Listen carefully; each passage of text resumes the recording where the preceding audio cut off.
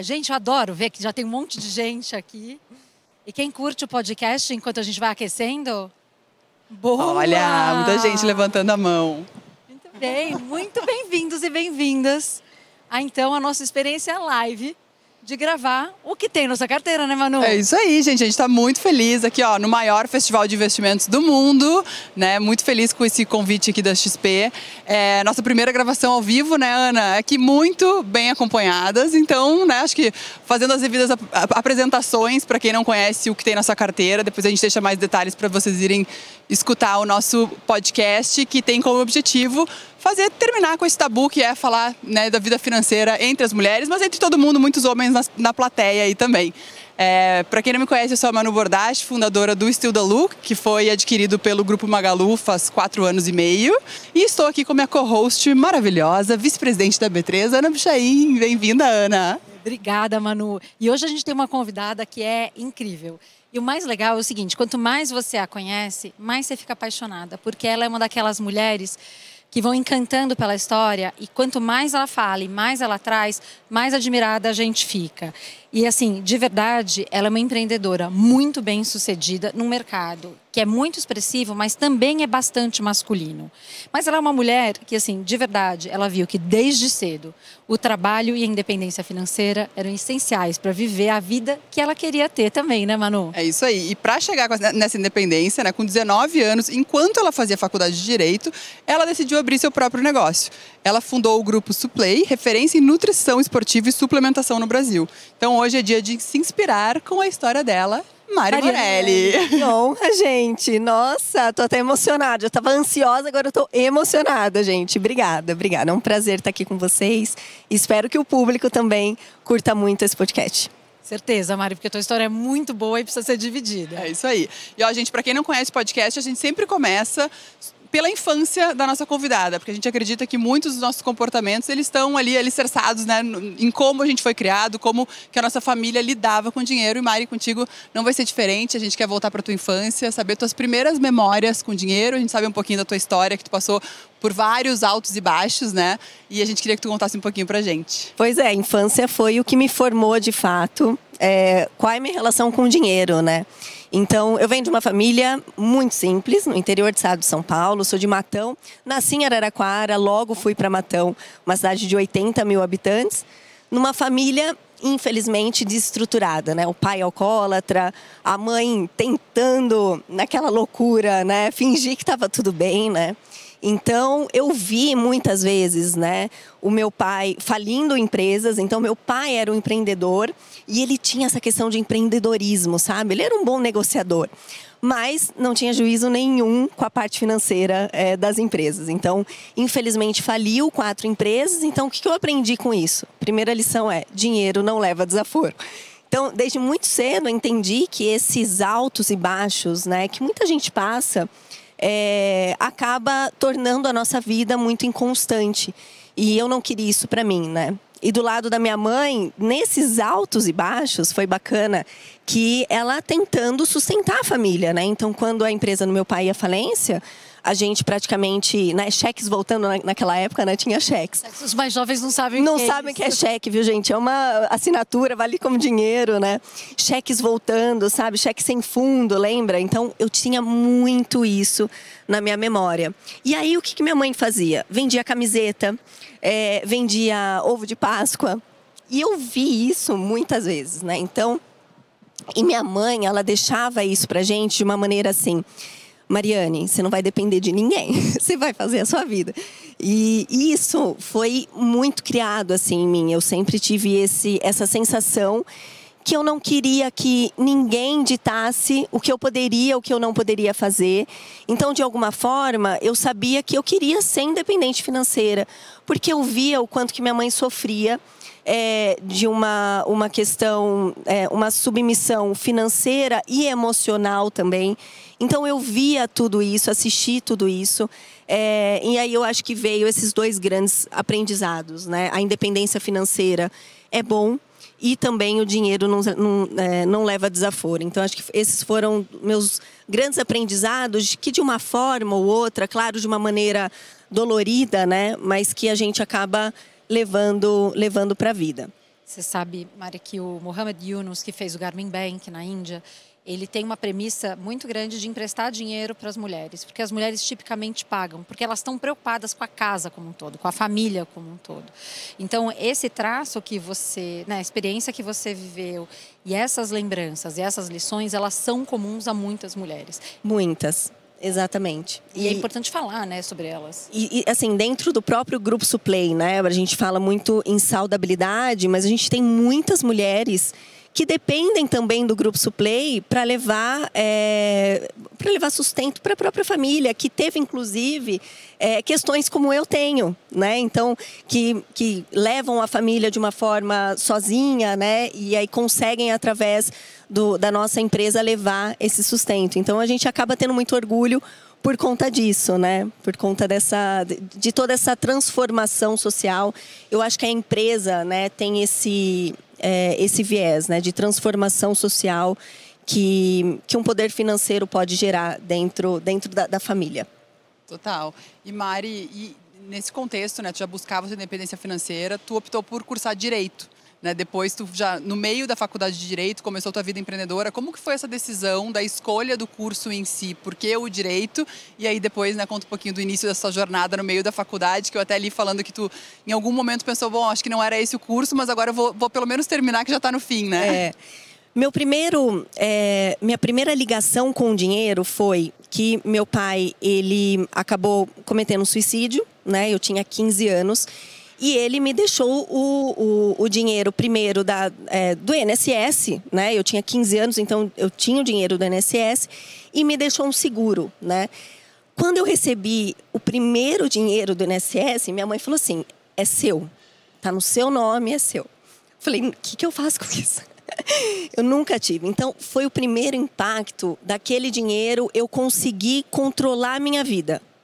Então, com 15 anos, você consegue fazer escolhas, seja ela em faculdade, seja ela onde a gente vai investir o dinheiro, que eu, de fato, consegui entender que o dinheiro, além de nos dar independência, ele também consegue, o dinheiro acaba te servindo, né, para muita coisa. E aí, eu sempre investi o dinheiro nos meus estudos. Você não gastou nada, Mari? Você recebeu aquele dinheiro, não gastou nada com você? Eu gastava no meu dia a dia. Então, se eu queria fazer alguma coisa, comprar uma roupa, ou... Enfim, gastava muito pouco no meu dia a dia. Mas eu investia em curso de inglês, eu estava em escola pública na época. O dinheiro, eu queria passar para uma escola particular, mas o dinheiro que eu recebia não permitia. Então, eu finalizei meu terceiro colegial em escola pública. Mas eu investia nessas coisas, assim, fui fazendo cursos, então foi o meu primeiro impacto. Então eu, assim, muito pouco eu gastava por conta disso. E aí eu fui fazer direito, porque eu sempre fui apaixonada por direito, por ler, por história, tudo. Então foi a primeira coisa que me brilhou os olhos, né? Mas eu sempre tive aquela sensação que, poxa, com o dinheiro que meu pai deixou, o dinheiro do INSS ia acabar com 21 anos, aí eu tinha o dinheiro do seguro, ele me deixou um seguro, né? Por isso que eu falo com meu pai de uma forma de muito carinho, por mais que ele tenha me deixado lições duras, mas uma forma de carinho, porque, querendo ou não, foi tudo que ele me deixou, que é tudo que eu tenho.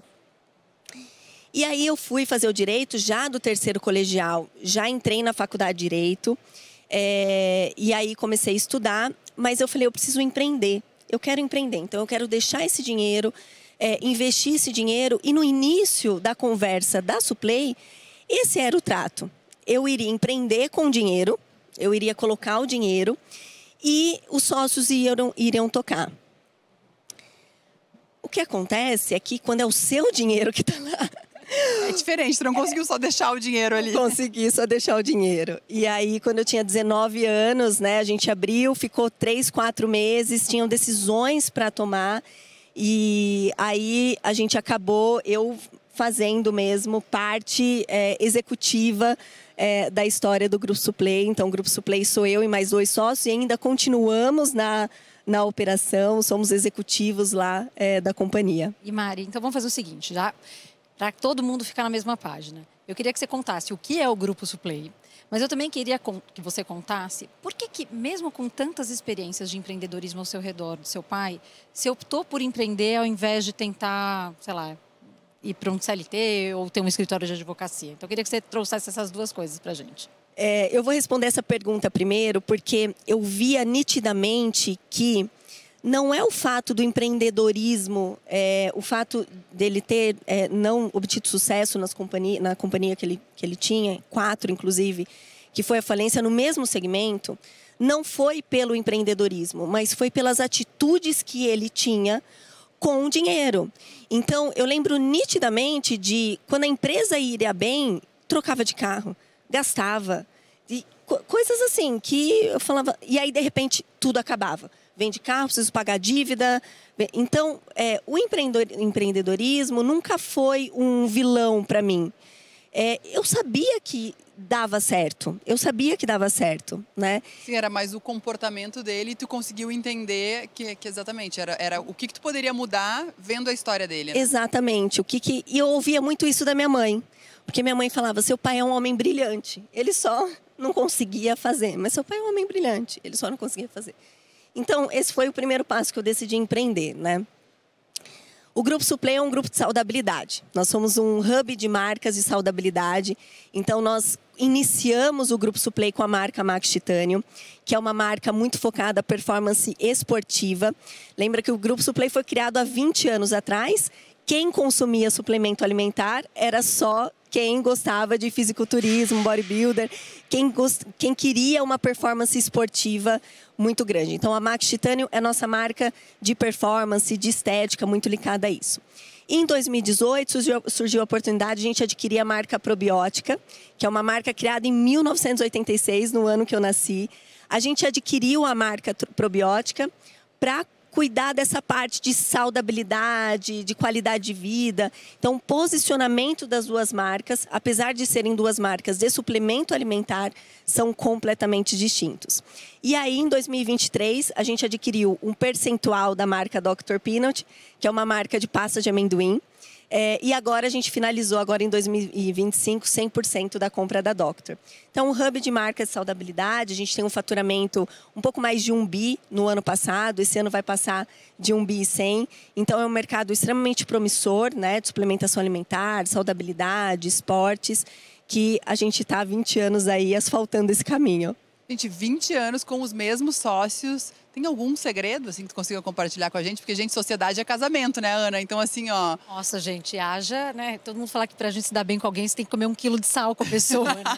Porque demora até conhecer. Então, conta pra gente pontos fortes, pontos fracos de sociedade. O que faz dar certo? Como é que essa relação... Eu acho que eu contei com um pouco da sorte. Meus sócios são pessoas incríveis, né? A mãe dos meus sócios é uma mulher muito empreendedora e eu aprendi muito com ela, né? Eu odiava tomar risco e a Sueli falava, pode ir, vai, eu tô aqui, sabe? Carlos e Alberto, pessoas incríveis, meninos incríveis, assim. Então, eu tive sorte, mas se eu pudesse falar alguma coisa que norteia a nossa sociedade até aqui, não tenha medo de ter conversas duras. Então, a gente tem conversa dura o tempo todo dentro da nossa sala, sai da sala, tá todo mundo tomando vinho juntos e celebrando.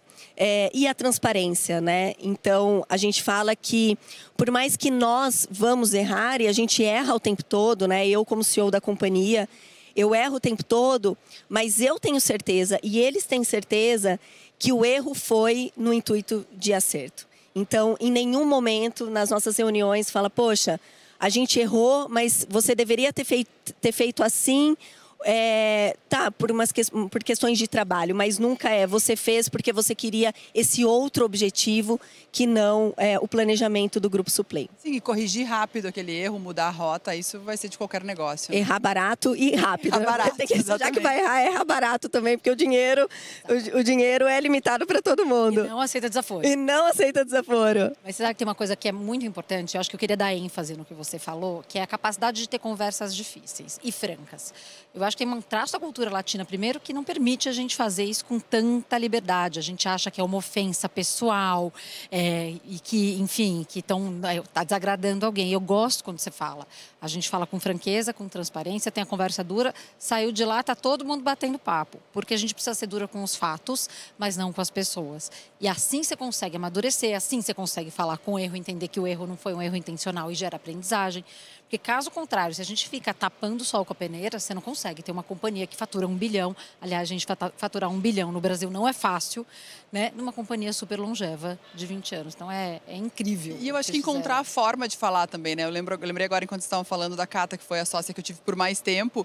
No início a gente tinha muita dificuldade de ter as conversas difíceis. E a maneira que a gente achou, que eu acho que é isso, assim, cada um encontrar a sua maneira, a gente escrevia e se mandava e-mail uma para outra falando, né? Lê isso num momento tranquila, no melhor tom. Então, porque às vezes a gente fala, pega o outro no momento armado e o tom sai errado e aí aquilo já vira realmente uma potencial briga muito grande. Então a gente foi conseguindo fazer isso dessa maneira até a gente conseguir, acho que, ter maturidade suficiente para sentar e falar ali olho no olho, porque a gente começou a empreender muito nova também. Então, assim, gente, 19 anos é muito nova, a gente não tem maturidade. Sim, é maturidade, exatamente isso, é maturidade. E a Sueli, ela foi o ponto focal da gente ter aprendido e desde o início a ter essa conversa difíceis, porque já era uma mulher que há 20 anos atrás tinha 50 e poucos anos, tinha toda a experiência de vida, né? Era mãe dos meninos, então ela podia puxar a orelha deles a todo momento e ela também me tem como filha, então ela foi nos ensinando a fazer isso, né? Então como é bom também ter pessoas mais maduras, né? Para auxiliar a gente com 19, 20 anos que a gente acaba não tendo vivência, né? Mas você falou de risco, eu queria aproveitar para fazer para as duas, já que você também trouxe a Cata, vou fazer a pergunta para as duas. Qual foi o maior risco que vocês assumiram e qual foi a maior dor de barriga que vocês tiveram nessa hora que assumiram o risco? Eu fico pensando agora aqui, né, unindo ao tema, riscos financeiros, eu acho que tomar algumas decisões que, né, acho que, putz, vamos investir nisso, às vezes tem que ter o caixa suficiente ali para ter um seguro, mas eu acho que nesse sentido também, muito rapidamente, a gente sempre buscou ser bem conservadora, assim, né, ter uma reserva de emergência para a empresa muito grande desde o início, então acho que a gente sempre foi mais conservadora, assim, mas eu só lembro de, acho que riscos financeiros. Pois é, o nosso maior risco, quando o nível no nosso endividamento ficou no limite, comparado ao nosso EBITDA, foi quando a gente adquiriu a marca probiótica. Então, era um risco financeiro e era um risco de negócio, porque a gente não tinha experiência nenhuma em M&A. A gente sabia do que era suplementação esportiva, sabia do mercado, mas nós não tínhamos equipe. Nós não tinha, eu estava grávida da Luísa, né? Eu assinei o contrato, eu fui ter a Luísa às 6h30 da manhã na data anterior. Mentira! Foi uma loucura, minha gravidez inteira. Então, eu acho assim, sem dúvidas foi a compra da probiótica, pela essa questão financeira e também por essa questão de experiência em M&A, em adquisição de empresas.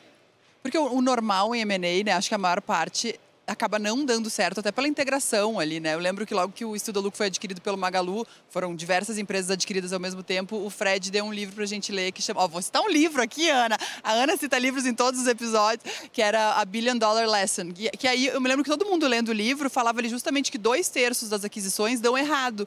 E a gente ficou se perguntando, não, mas por que ele deu um livro pra gente ler justamente falando, né, do quanto dá errado? E depois a gente conversando todos juntos sobre o livro, que é assim, o que a gente pode pegar de aprendizado? Eu acho que isso, juntando a história ali do teu pai, muitas vezes as histórias que dão errado são as que mais nos ensinam. Então eu acho que todo mundo já saiu depois com outro mindset, pensando, ok, a gente viu vários exemplos do que dá errado, o que a gente tem que fazer para fazer a integração dar certo, né? Então foi muito legal.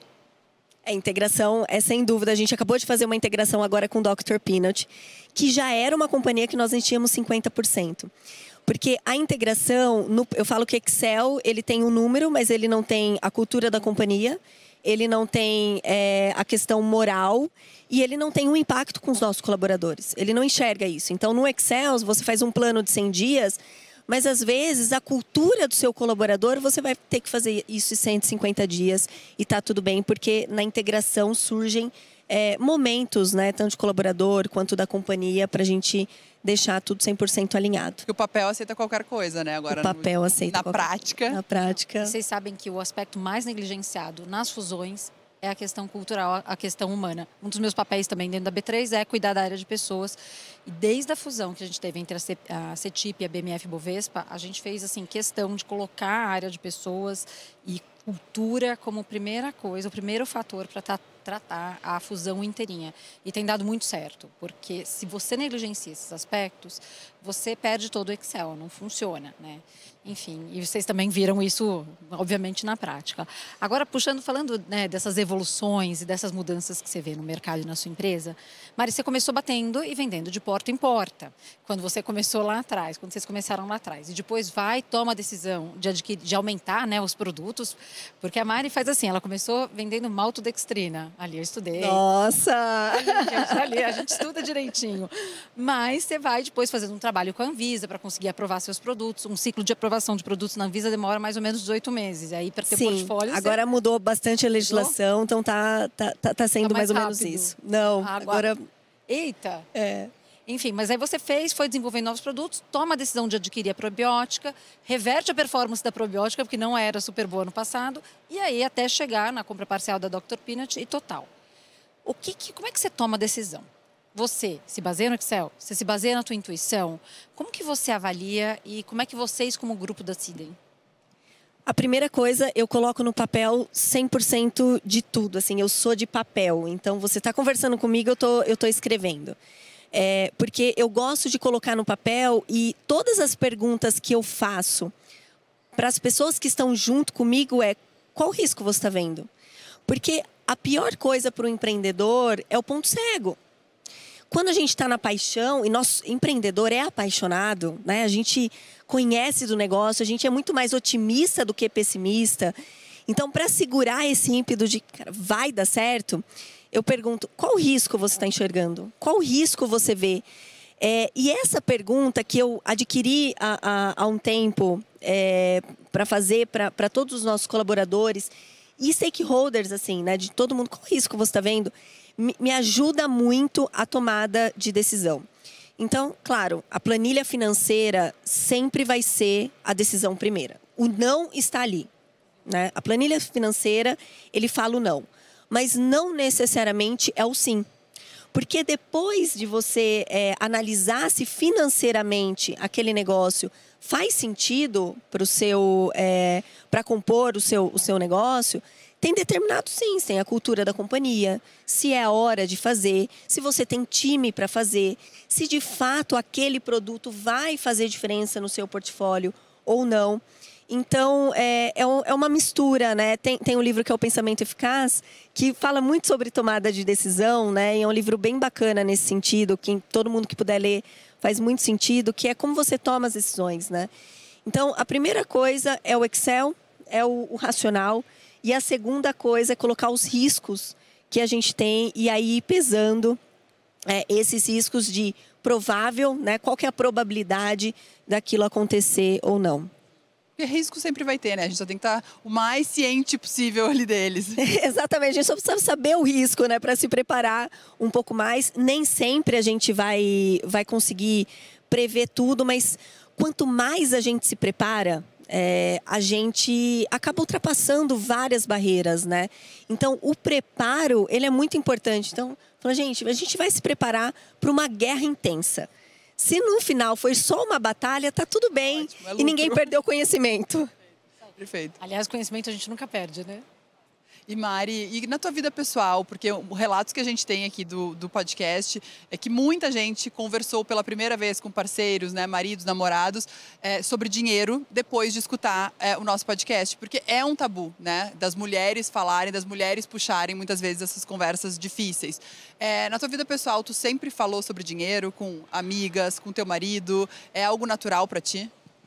Com amigos não, mas assim que a gente casou, com meu marido, sempre. E é uma coisa que foi tão natural, né? Até porque, quando a gente casou, eu sou casada há 17 anos, completo 17 anos, a gente tinha uma renda muito apertada. Eu lembro que eu ganhava R$300 na Suplay. E aí, quando eu falei que eu ia casar pra Sueli, ela falou, Má, vamos aumentar o seu salário pra 1.000? Falei, isso ali eu acho que vai me ajudar. Vai ajudar um pouquinho. Vai ajudar um pouquinho. E meu marido tem uma agência, e na época ele já tinha agência de publicidade, então ele ganhava mais, mas também não era podíamos gastar, né? Então foi muito legal que a primeira coisa quando a gente casou, a gente tinha uma pasta, a gente não guardava o dinheiro no banco, aquela época. Com tudo que a gente ia gastar no mês. Então, contava farmácia, mas a gente vai gastar em farmácia? Não sei, coloca, porque se acontecer... E já colocava o dinheiro ali mesmo. Já colocava o dinheiro na pasta. Então, assim, toda a imprevisível que eu tinha na infância, eu não tive depois disso. E eu falo que saúde financeira, independente se você ganha 3 mil, se você ganha 10... Eu conheço pessoas que ganham 50, 60 mil sem saúde financeira nenhuma. Total.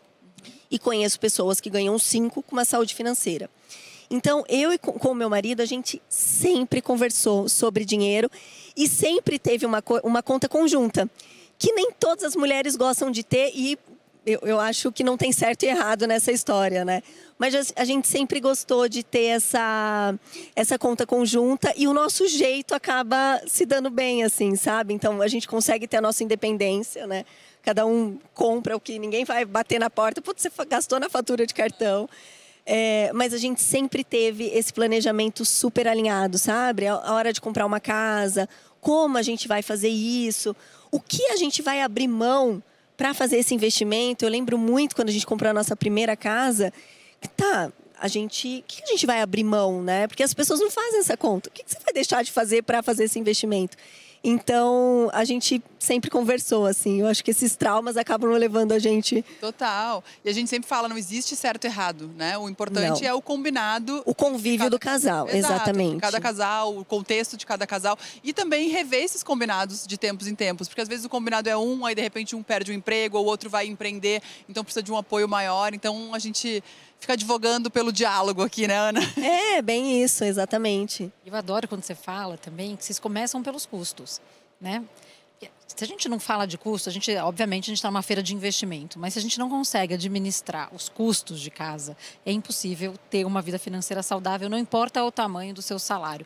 R$300, 1.000, 5.000, 10.000, 100.000, se você não conhece quanto você gasta, esquece. Então, se alguém aqui ainda está batalhando um pouco, volta na planilha, volta na pastinha, vai na pastinha digital e começa a ver quanto gasta, como gasta. Aliás, uma boa dica é pegar todos os seus gastos dos últimos meses, que provavelmente você consegue pegar no banco ou no extrato de cartão e jogar num chat GPT para ver e pedir para classificar como você está gastando, porque daí você vai ter algum insight do que você começa a ver, de onde o teu dinheiro está indo, para onde está vazando e onde você corta. Né? Porque, na verdade, são escolhas, como você falou. Para fazer os seus investimentos, você teve que fazer alguma escolha. E nem quando você precisa cortar, nem sempre, mas tudo dá para fazer de uma maneira mais eficiente, né, gente? Então, quando você coloca numa planilha, mesmo você não tendo aquela situação contada, né, que, enfim, é a maioria dos casos dos brasileiros, né?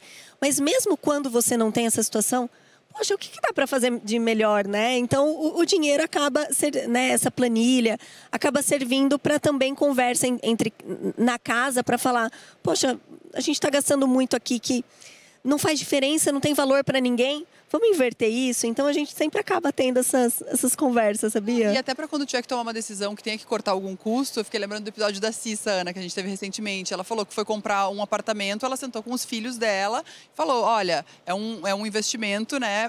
Para nós, como família. Então, o que a gente vai cortar? Vocês estão ok, a gente não vai viajar por uns anos, o almoço do final de semana a gente vai ter que cortar. E eles felizes tomaram a decisão junto, porque eu acho que aí vira uma conquista familiar, né? Não fica alguém impondo outra coisa. Então, eu acho que tem outro gosto, eu acho que de saborear essa vitória. Assim, todo mundo sofre junto, né? Abre mão, mas por uma coisa muito maior, né?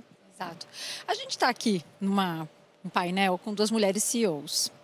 Como é que vocês duas, né? Que eu vou jogar agora a pergunta para as duas. Como é que vocês veem a importância de liderarem as suas empresas? E como é que vocês ajudam as outras mulheres a assumirem cargos maiores, a terem esse lugar de poder e de liderar companhias e companhias que são muito também sustentáveis, porque ajudam outras mulheres a fazerem os seus caminhos e ganharem as suas independências? Vai, Mari. Eu acho que abrir a minha história, que não é fácil, né? Você abrir e contar histórias, né? Que que, poxa, ninguém se orgulha, né? Talvez de coisas que passaram na infância, mas isso me abriu muitas portas com as nossas próprias colaboradoras, porque elas se sentem muito mais próximas e elas falam que foi muito bacana que uma colaboradora falou assim para mim: não é por mim, é pela minha filha. Então, ela acaba, né, se inspirando. Talvez que eu falei assim, não, ela tem 50 anos mais ou menos. Ela falou assim, eu já fiz a minha parte, mas a minha filha ainda não.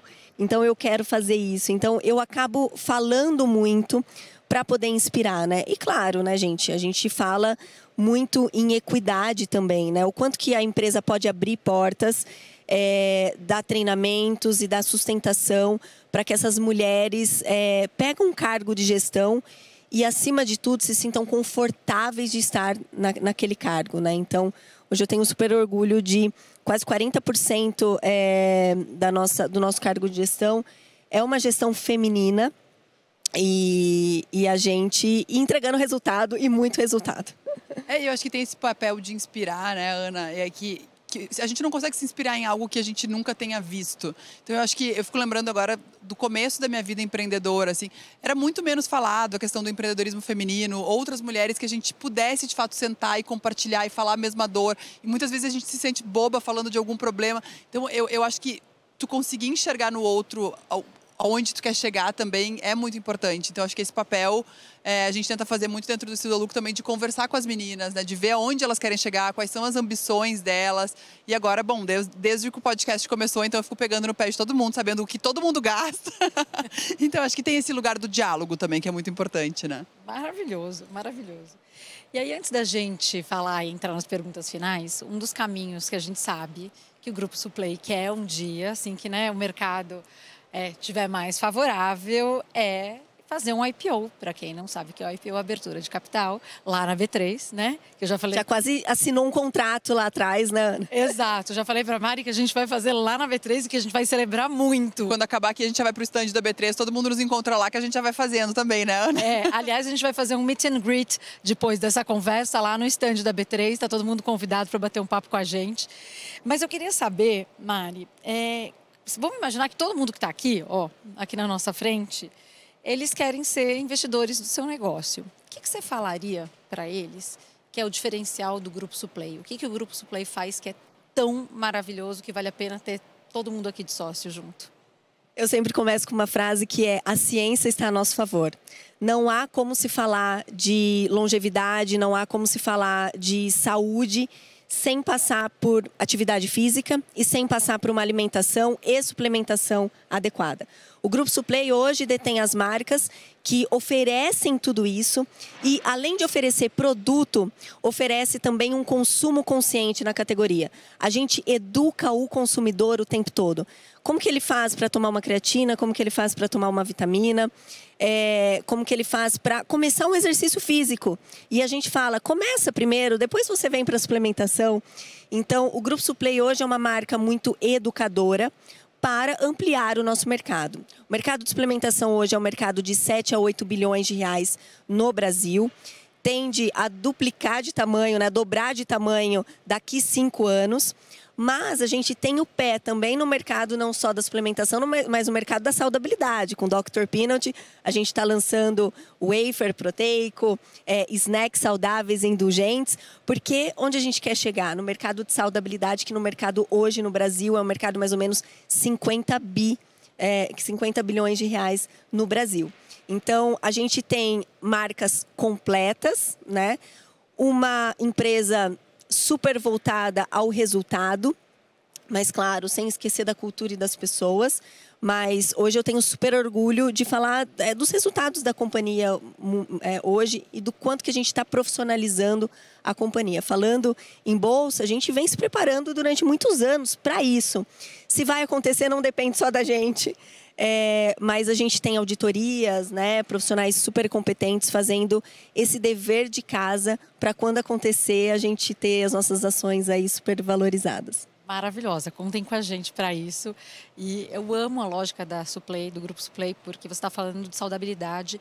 E eu adoro quando você fala que você não quer o consumo pelo consumo e que você quer que as pessoas experimentem isso de uma forma, quando elas precisam de verdade. Acho que é incrível, é uma lógica maravilhosa de trabalho. E a gente vai ficar cada vez mais, né, se tudo der certo, vai ser cada vez mais longevo. E aí, falando de vida longeva, chegar nas últimas 2 perguntas aqui. O que é uma vida, né, quando a gente estiver lá com os nossos 120 anos, né? Que a gente vai viver até lá. No mínimo, né, Ana? A gente espera. No mínimo. O que é uma vida bem-sucedida para você? Para mim, a vida bem-sucedida está muito linkada à saúde, né? Saúde física e mental, né? A gente ter condições físicas de fazer o que a gente quer fazer, né? E mental também, porque hoje em dia não adianta a gente ter o nosso corpo ir para um lado e a nossa cabeça vir de outro. Inclusive, a saudabilidade fala muito de saúde mental também. Saúde nos nossos relacionamentos, né? Nos relacionamentos familiares, né? E no relacionamento de amigos. Então, escolher bem as pessoas que você quer que esteja do seu lado. E a saúde financeira, que, claro, né? Quando você deita no travesseiro, não tem coisa melhor do que você ter também uma tranquilidade para trabalhar. Então, eu acho que sucesso, né, e felicidade está muito ligada à saúde em vários âmbitos da vida. Amei, Mari. E muito louco, a gente já tinha falado isso, né, Ana? Sem querer, nessa temporada, todos os episódios, né, foram falados. Saúde apareceu muito, né? Em absolutamente todos. Então, depois maratonem essa temporada aí. Acho que fica aí a palavra da temporada da vez, saúde, né? Eu sempre falo que a saúde para o ser humano é igual o caixa da empresa. Quando o caixa da empresa está ruim, tudo se torna muito gigantesco, né? Porque você só se preocupa com o dia de hoje. A saúde é a mesma coisa. Se a sua saúde está ruim, nada mais importa, né? Todos os problemas ficam pequenos mediante a sua saúde. Bom, indo então para a nossa pergunta final, que a nossa plateia gigante aqui quer saber: o que tem na sua carteira, Mari? Bom, risco eu já tomo na Suplay. Todo empreendedor aqui toma bastante risco. O Grupo Suplay hoje é o meu maior patrimônio, né? Então, o risco eu já tomo na Suplay, tá, gente? Então, a gente tende a ser moderado, conservador para moderado no nossa questão de investimentos, né? Então, a gente investe em pré e pós-fixado, né? Um pouco inflação. A gente a gente já tem um dinheiro nos Estados Unidos, mas tende, né, dependendo do cenário econômico e político, aumentar um pouco essa exposição também. Então, é um pouco assim, eu não gosto de ter muito risco, de ter muitas surpresas nisso. Então, nós temos hoje, né, a gente tem um escritório, um family office, onde eu conto, né, o meu marido fica à frente desse escritório, e eu conto também com gestores que ajudam a gente a fazer qualquer avaliação de risco e de oportunidade que tem, né? Então, a gente tem um percentual também de liquidez para outras oportunidades, né? Mas fica muito nessa questão que não é novidade para todo mundo, mas no dinheiro que eu tenho de liquidez, eu gosto de deixar na bola de segurança, gente. Justíssimo, né? Você já tem muito risco, está exposta a muito risco. E você sabe, Mari, eu te escutando, né? Cada vez eu falei para vocês que quanto mais a gente escuta a Mari, mais a gente gosta da história dela, mas a consistência em tudo que você faz. Então, eu fiquei ainda muito com a coisa que você gosta de fazer a discussão, você gosta que as pessoas te apontem o risco. Eu adoro que vocês tenham um family office e que vocês também chamam os consultores para essa discussão, para que vocês consigam avaliar o que vai ser colocado onde. Eu acho que é essa consistência que a gente tem que ter na vida. É a disciplina no investimento, é a disciplina no relacionamento, é na criação da empresa, na criação dos filhos. E eu acho que você demonstrou isso de uma forma incrível hoje pra gente. Foi maravilhoso, Mari. Foi incrível. Obrigada, gente. Eu amei, Mari, demais. Pra quem não te conhecia aqui, conta pra todo mundo onde todo mundo te encontra pra te acompanhar, mídias sociais. Bom, eu sou no Instagram, Mama Chione, então pode me encontrar lá. Tem o meu LinkedIn também, Mariane Morelli. As nossas marcas, né? Max Titânio Probiótico e Dr. Peanut, conheçam tudo das nossas marcas. Vou ter o prazer de tê-los como cliente. Então, o meu Instagram eu uso para um único objetivo: me aproximar dos nossos clientes físicos, né? E também dos nossos consumidores. Então, vou ter um prazer de receber todo mundo lá no nosso Instagram para a gente falar sobre saudabilidade. É isso aí, gente. A gente espera que vocês tenham curtido muito. Pra gente foi maravilhoso, Mari. Obrigada. E assim, se vocês já gostam do podcast, escutem mais episódios. Tem um monte para maratonar. E pra gente foi ótimo. E agora, ainda mais saudáveis com a Mari, né, Manu? Exatamente. E a gente espera todo mundo agora no stand da B3 para conversar um pouquinho mais. Obrigada, pessoal. Obrigada, Mari. Pessoal. Obrigada, Valeu. gente.